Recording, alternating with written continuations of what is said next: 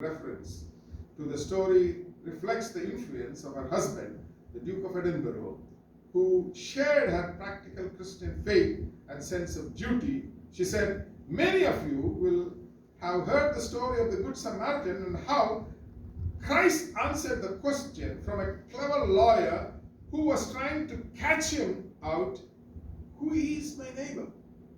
Jesus told the traveler who was mugged and left injured on the roadside, where several important people saw him and passed by without stopping to help.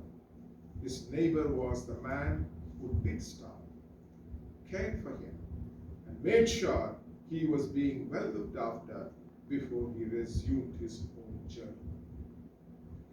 It's not very difficult to apply that story to our own times and to work out that our neighbors are those, our friends, our complete strangers who need a helping hand. Do you think they might also be some of the living species threatened by the spoiled rivers, or some of the children in places like Ethiopia and Sudan who don't have enough to eat? It would be splendid to think that in the last years of the 20th century, Christ's message about loving our neighbors as ourselves might at last be healed. In 2004, she returned again to the same parable, and most recently in a 2020 broadcast of Christmas Eve from Windsor Castle, where she had been isolating with Prince Philip due to COVID-19 pandemic.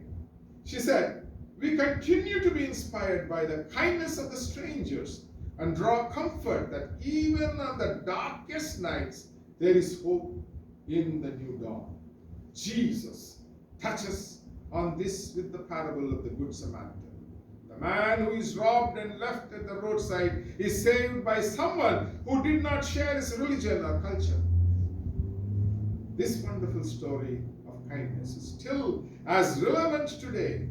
Good Samaritans have emerged across society, showing care and respect for all, regardless of gender, race, or background, reminding us that each one of us is special and equal in the eyes of God. As well as talking about her faith and attending church services in an official capacity, the Queen worships privately each Sunday and relies on the prayers of her people. In 1992, in a speech to mark the 40th anniversary of her ascension, she thanked all those who had prayed for her and said that those prayers sustained me through all these years. Her personal faith also prompted her to work for peace and reconciliation internationally and in her own family. In 2011, she said, "Forgiveness lies at the heart of the Christian faith. It can heal broken families. It can restore friendships. It can reconcile divided communities. It is forgiveness that we feel the power of God's love." Although Prince Philip's uncle, Earl Mountbatten, had been assassinated by the IRA, that is the Irish Republican Army, the Queen shook hands with St. Martin Magnus in a gesture seen as a vital step in securing reconciliation between nationalities and unionists in the nationalists and the unionists in the troubled Northern Ireland. Closer home, in 2021, when her own family life was rocked by an interview given by Prince Harry and his wife Meghan, she responded with that same spirit of love and forgiveness, saying, "Harry, Meghan, and Archie will always be much loved family members." In 2012, she concluded her Christmas broadcast by praying for her people and inviting a practical, servant-hearted response to Jesus Christ's message of love.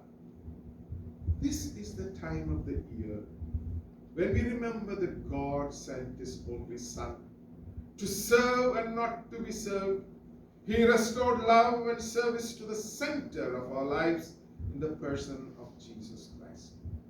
It is my prayer this Christmas Day that this example and teaching will continue to bring people together to give the best of themselves in the service of others. The carol in the bleak midwinter ends by asking a question of all of us who know the Christmas story of how God gave himself to us in humble service. What can I give him, poor as I am? If I were a shepherd, I would bring a lamb. If I were a wise man, I would do my part. The carol gives the answer. Yet, what I can, I give him. Give him my heart. Throughout a long life, Christ's example and teaching have been seen acted out in the dutiful and faithful life of our servant-hearted Queen. It seems that our prayers from the start of her reign has been answered. May her soul rest in peace, light perpetual.